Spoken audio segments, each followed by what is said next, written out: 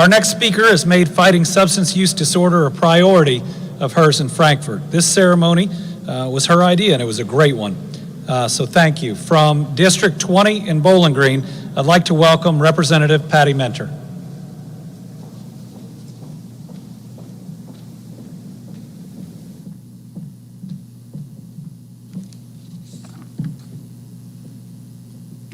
Thank you so much, Governor Beshear. It is my honor to stand with you today, with Leader Jenkins, with my General Assembly colleagues who are here today, and so many families and supporters who are with us virtually on Overdose Awareness Day. Addiction, overdose, and in particular this devastating opioid epidemic have impacted us all, with so many losing a loved one to this disease, and everyone suffering from the human and economic costs that are simply incalculable.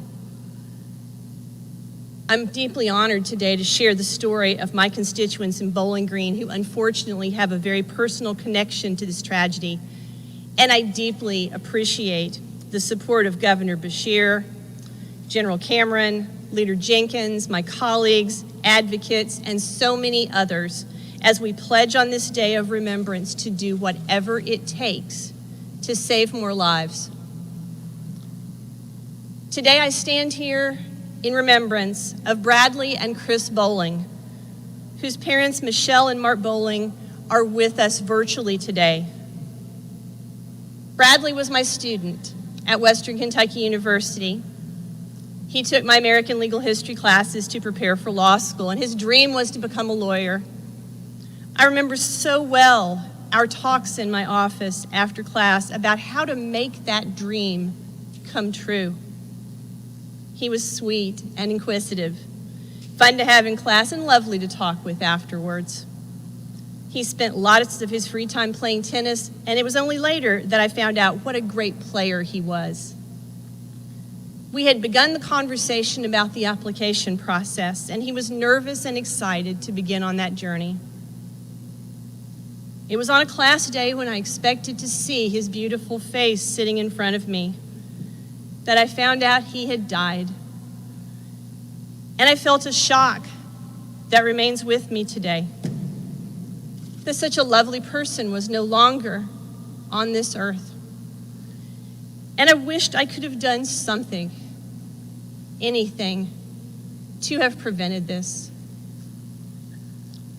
Although I did not have the pleasure to know his brother Chris, who was devastated by his brother's death, I'm so grateful I've gotten to know Chris through so many conversations with his mother, Michelle. Both Bradley and Michelle lettered in tennis. They loved sports. They loved their family, their friends. They loved school. Chris also swam competitively. He loved golf. And he really loved his dog, beautiful Bonnie, who is now cared for by Michelle and Mark. Chris struggled with addiction, and he was in treatment more than once.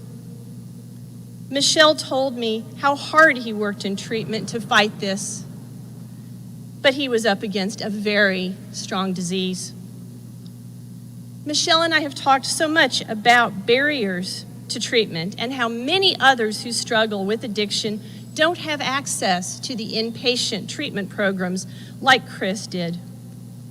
That is something we must work to change, and we must work to improve access to extended care options.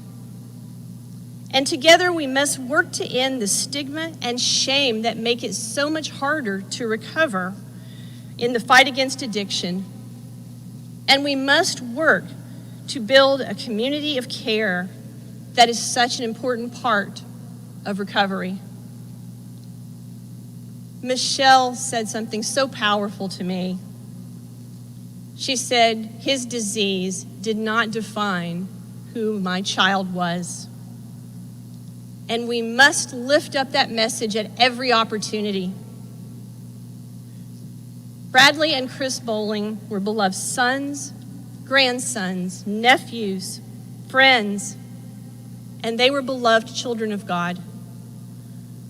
Today, I'm honored to remember them and in remembrance of these two brothers and all of the Kentuckians we have lost to addiction and overdose, I promise to do whatever it takes to save more lives.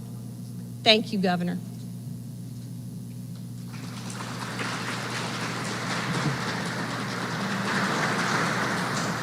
Thank you, Representative Minter, and to Michelle and Mark.